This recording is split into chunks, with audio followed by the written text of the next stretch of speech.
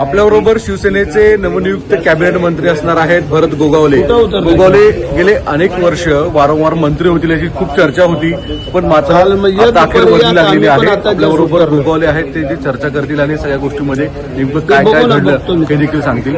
Sir, काय पहिली प्रतिक्रिया आहे, काय काय म्हणणं आहे?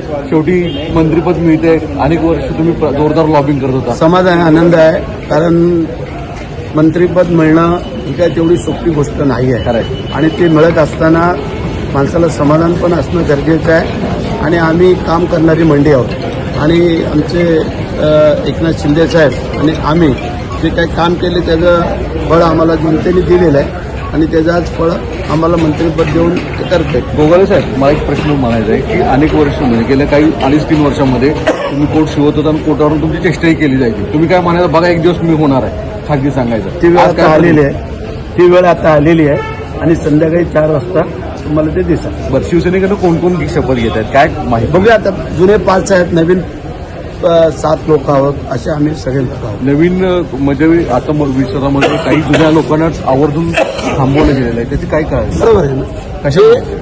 ते एकनाथ शिंदे साहेबांना आम्ही सर्वशिव नेते म्हणून आणलेला आहे. त्यांनी जो निर्णय घेतील तो आम्हाला मान्य होता आणि योग्य वाटलं ते केलेलं आहे. आम्हाला समाधान आहे. धन्यवाद. गोगावलेंनी भूमिका मांडलेली आहे की खूप समाधानी आहे आणि पुढील काळामध्ये चांगलं काम करेल. सागर कुलकर्णी, NDTV मराठी, नागपूर.